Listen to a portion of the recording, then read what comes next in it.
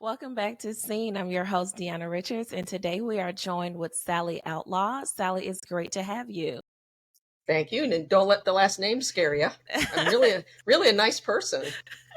It's so funny you say that. I've only ever met one other outlaw in my life, this guy that I went to grammar school with. So, and you're right. That's a good point. Don't let it back you off. That's good. Yeah, yeah. I mean, an outlaw in finance, it could be tricky. It could be tricky. So when people see you in the finance world, they're like, "No, she's not someone to play with." I love that. Exactly. Exactly. Yeah, someone wrote an article about our efforts with the SEC, the Securities and Exchange Commission, and the title was something like "An Outlaw Took on the SEC and I saw Won." that. Yeah. I mean, it's a little silly because we didn't take them on. It's just everyone's doing the same thing. Getting them to review their offerings, but it was so the name can be used in a fun way. I have Yeah, to say. Yeah. it's definitely it speaks for itself. Yeah. Indeed, indeed. So Sally is the founder and CEO of Worthy Bonds Financial, correct?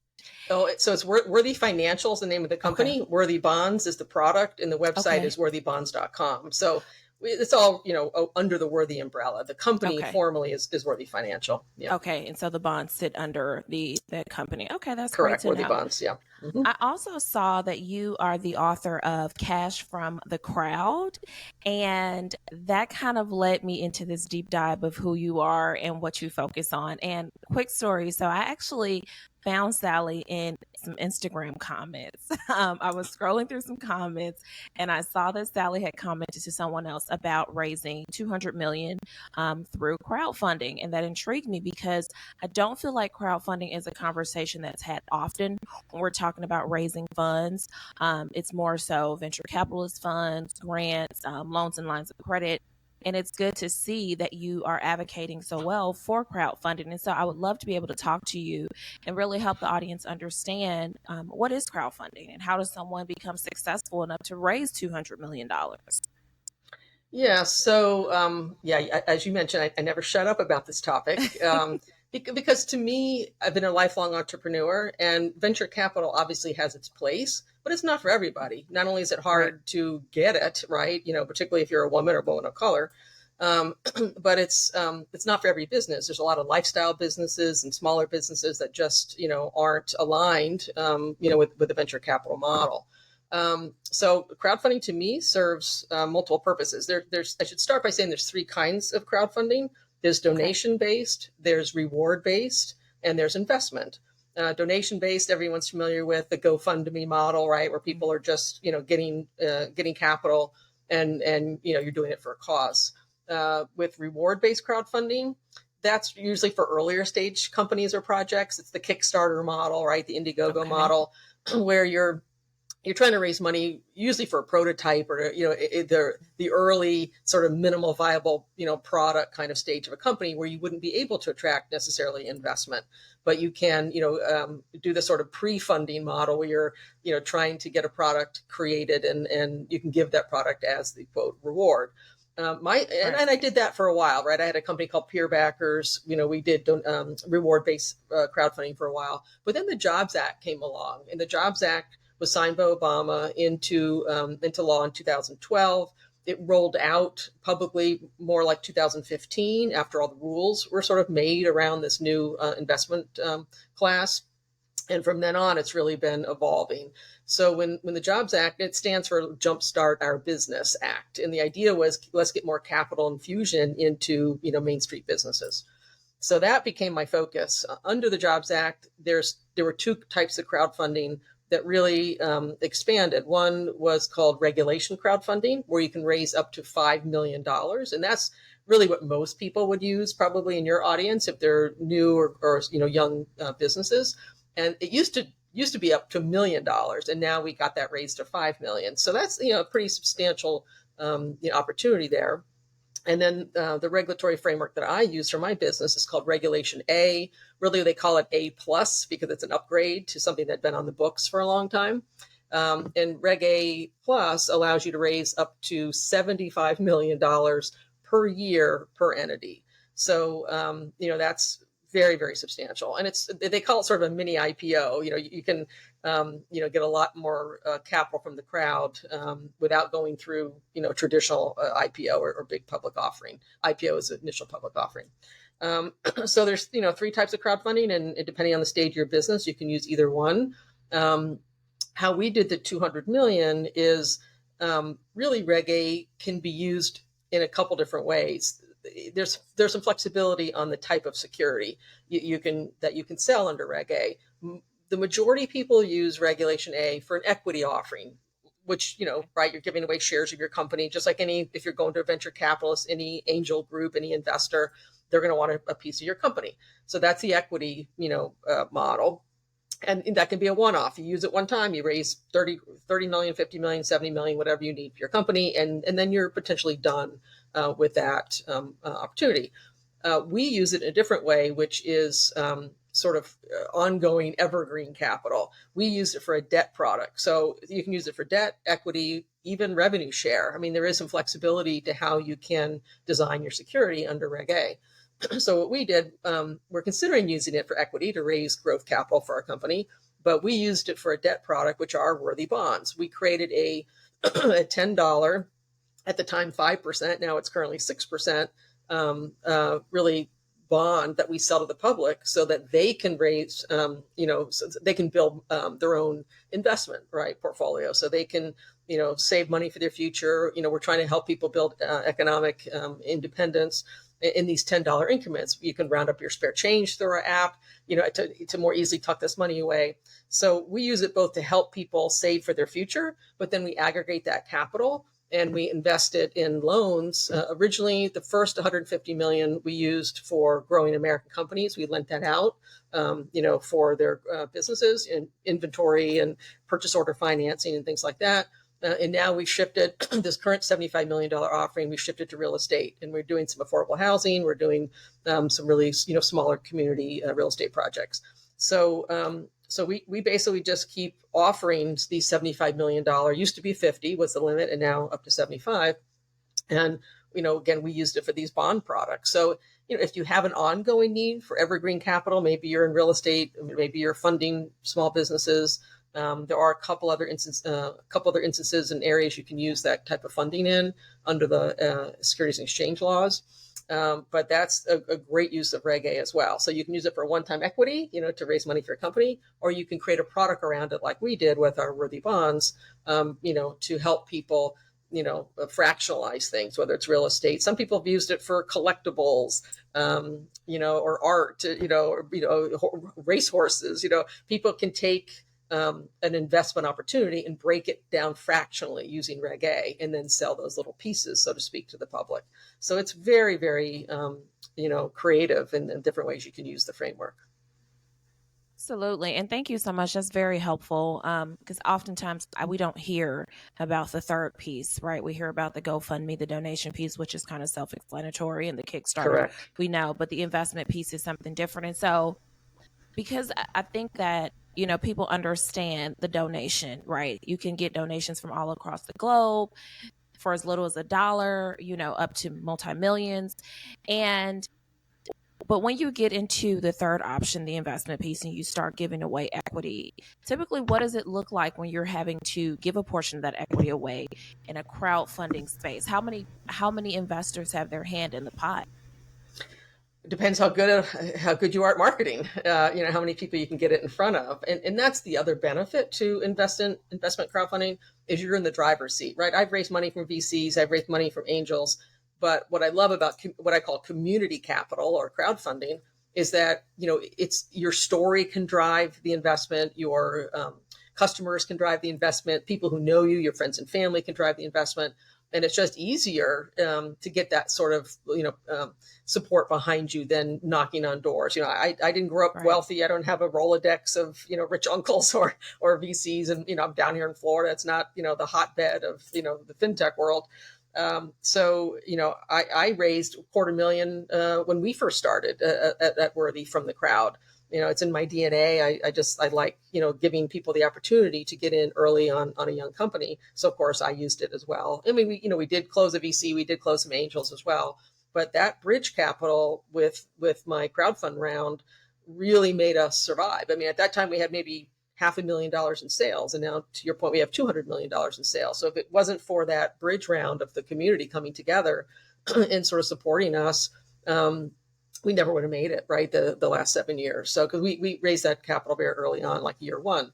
So we had about 400 and something, 430 people, I think, that invested in that round. So it really depends what your minimum investment is, how big your community is, how good you are at marketing if you don't have a community to build that community. So in terms of like head count, so to speak, on your cap table, it can be any number of people, depending on how much you're raising, like I said, what your minimum investment is. However, what you can do now with crowdfunding, that was a new addition, is you can do two things. You can do what's called testing the waters, which means before you go through any of the sort of expense and complications, of doing a crowdfund round, you can test the waters and see if you have interest. So, you don't have to go get a lawyer and, get an audit and create all the offering documents and whatnot. You can, send an email out to your community. Hey, would you guys support this if we're raising $20,000 or $50,000? And you can test the waters without much expense. And that's a nice benefit.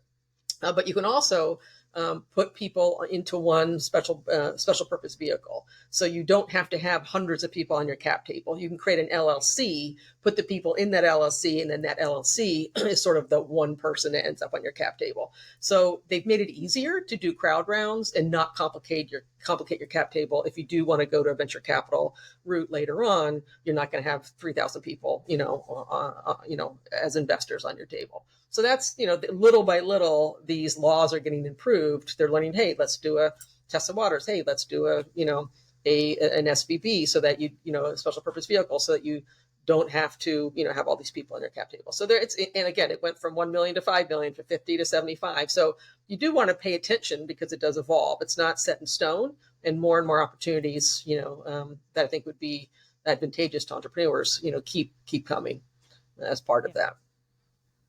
That's helpful to know, because I do think I could see how that would be a concern if someone has 3,000 people who are investing through a crowdfunding campaign. Now you have 3,000 people that you have to give a portion of equity to. Now, I like that you said you didn't have the Rolodex to just ask an aunt or an uncle or dad's best friend for funding to get your businesses started. Because I did see that you said that in your interview, that you're a serial entrepreneur, right? You started with backyard carnivals in Miami. And so entrepreneurship. Oh God, that was a long time, but 50 years ago. Yeah, my backyard carnivals. By the way, I remember families pulling up and going, "Oh, what's this benefit for? What does this benefit?" My dad's like, "I think it benefits the Sally Miller Fund." Like Miller was my original name. Like it's, you got to be an entrepreneur at a young age. Absolutely. But you see that oftentimes with entrepreneurs, right? There are so many different companies that they started, and they're trying and they're testing the waters. But the reality of it is for women and minorities, unless you have that money within your network, then you are self-funding. And so that is what made you decide to turn to crowdfunding. And so what type of research did you get into? What clicked for you and said, actually, I think crowdfunding is going to be the best option for us because we've tried A, B, and C? Well, the very funny thing was, so I recently had a child. This was years ago. And I was sitting on the couch on a Friday night, what you do when your kid's out and you're sort of, waiting for them.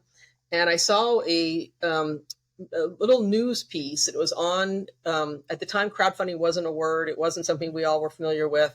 And it was someplace in England where someone got mad that the billionaires owned all the sports teams. And he thought, a sports team, a soccer club, should be community owned. So that was the first time I've ever heard of crowdfunding. He went onto the web and had the first web-owned soccer club. And he asked everyone to donate like £75 or whatever that was, $100, whatever it was. And he raised like 400,000 pounds in a couple days and ended up buying, recruiting people with that money to do a community soccer club. And I'm watching that and I'm thinking, well, why can't entrepreneurs do that? Like I have 100 people who know what a hard worker I am and probably give me $500 or $100, but I don't have one person to write me a big fat check. So that's when it got in my brain, like, why aren't we taking advantage of this? We all have networks. We all have, people who know us, love us, customers. There's the public. So we all have stories to tell that can be inspiring. So that's when that's when I first created Peer Backers. I was one of the first crowdfunding sites out there. I just, I built a site around this idea of getting a little bit from a lot of people. And I used crowdfunding on my own website to fund Peer Backers, which was my first crowdfunding endeavor. So it's been in my blood, as long as it's been a thing on the internet, right? I mean, crowdfunding's been around forever. We crowdfunded, as you know from my book, we crowdfunded the base of the Statue of Liberty. He asked everyone for $1, and we got it. They got 100 grand, whatever it was.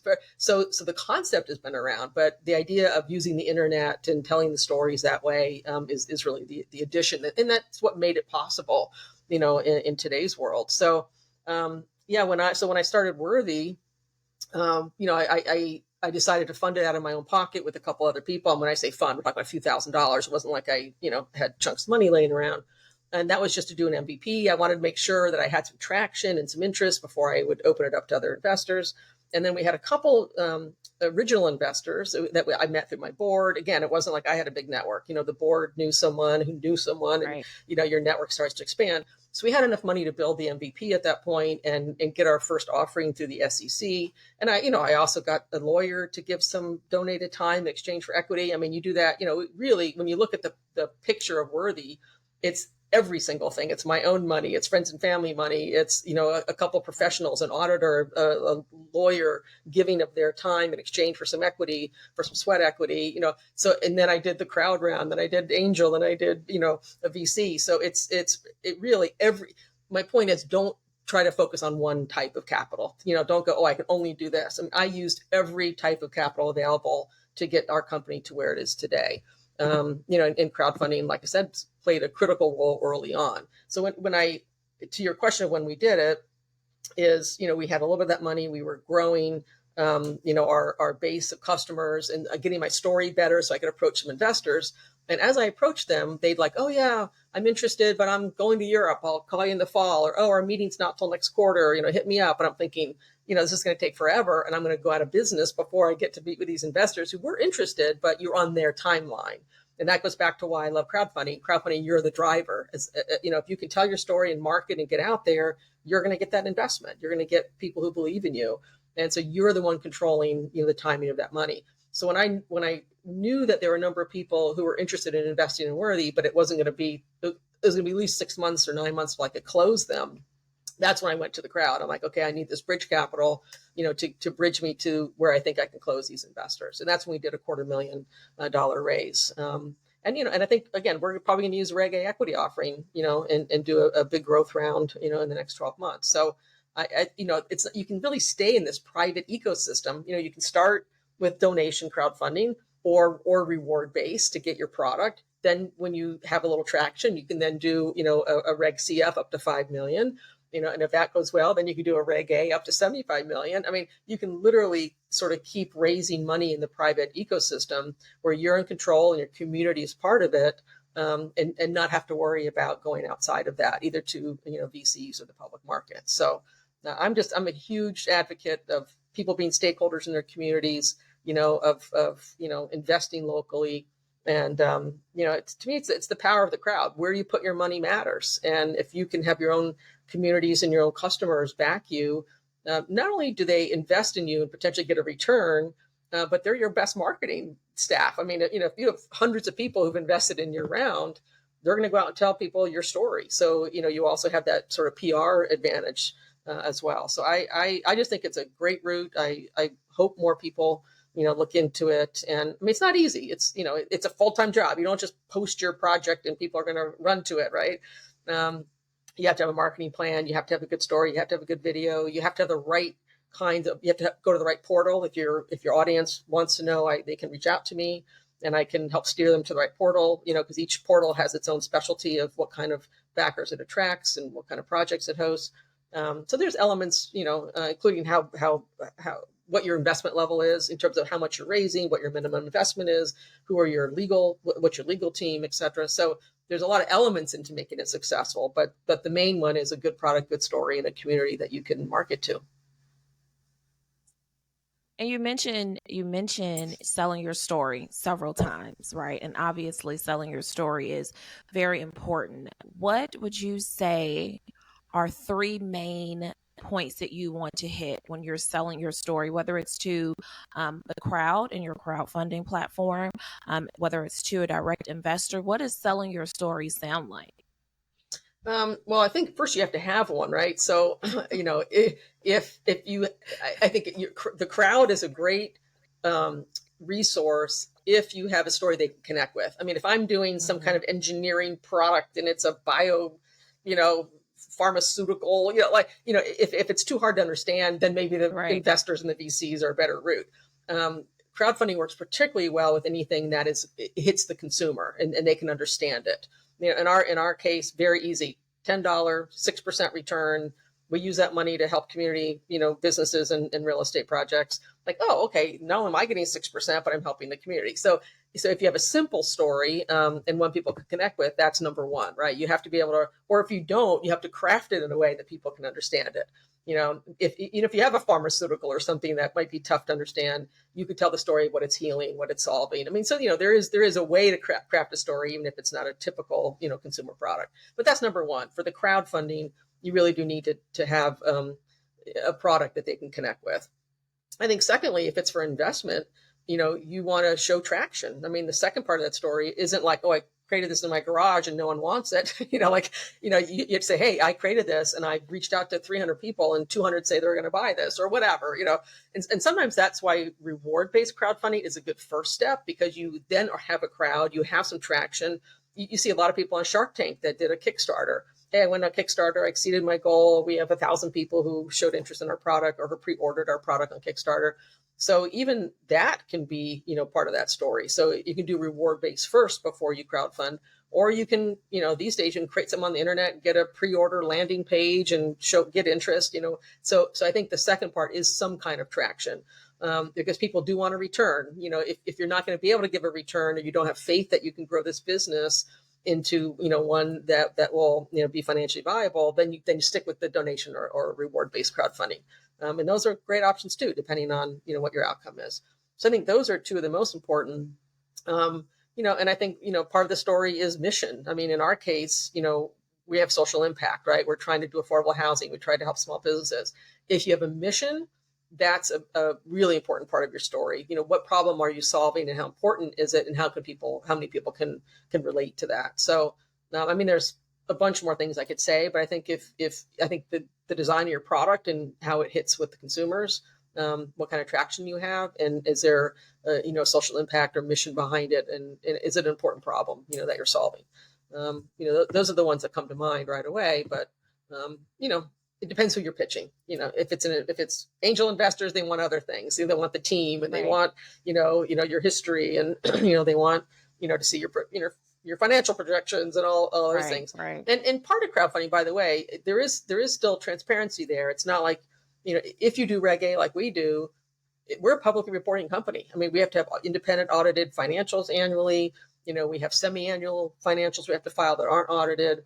We have to have a 100 plus page, offering circular with all the risks and all the disclosures, and the SEC goes through SEC review. So, this isn't like, oh, I'm going to just throw something up and sell $200 million. I mean, it's very, very regulated on Reg A. Reg CF, again, that's really probably the better first step for people. Unless you already have a growing business. If you have a growing business, you have some capital that you can invest in. It costs about probably $100,000 to do a Reg A offering. 60 or so thousand to do the offering circular draft and to get it through the SEC. Then you have audits and things like that. So, and some marketing dollars. So you don't start with Reg A, but if you have a growing company, you have some resources. I'm just a big fan of it. I'm a big fan of it. But Reg CF, regulation crowdfunding, is great for the earlier stage companies, so they can raise up to $5 million, and it's much easier. There's different tiers. Like, I think if you raise up to the first 100 and something thousand, you don't have to have audited financials. So there's breaking points within that 5 million where you can start with very minimal, capital infusion, very minimal cost to raise that first 100, and then you can use part of that 100 if you have to, level up and get audited financials and whatnot. So it's there's a lot to it, but anyone can do it, really, if you're dedicated enough, which most entrepreneurs are. Right. Yeah. Especially like you said, you're going to be a serial entrepreneur, you're Yes. going to try different things. Um, how long did it take you to get to that 200 million point? Oh, I don't know if you want to hear that story. So, We the want to reason I hear say all that, the stories. well, oh, it's painful. I got scars everywhere. So it took a full year to get the first million in sales. So it took us a year to get the first million. By the time we sold out of our third offering, we were selling $12 million a month. So there was a really nice growth in those first, really 3 years. The first 3 years, we went from a million a year to 12 million a month. Then the SEC, we had a 2 year pause with the SEC where we got tied up with them reviewing our next offerings. And then COVID hit and multi-layered issues. So for 2 years, we had no product to sell. And bless our community, we call them our worthies.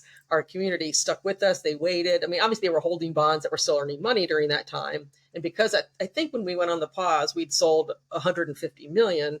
That money was at work, in lending. So we were generating enough revenue to survive this 2 year drought where we had no product. So we finally got two new offerings, two $75 million offerings through the SEC last fall in November.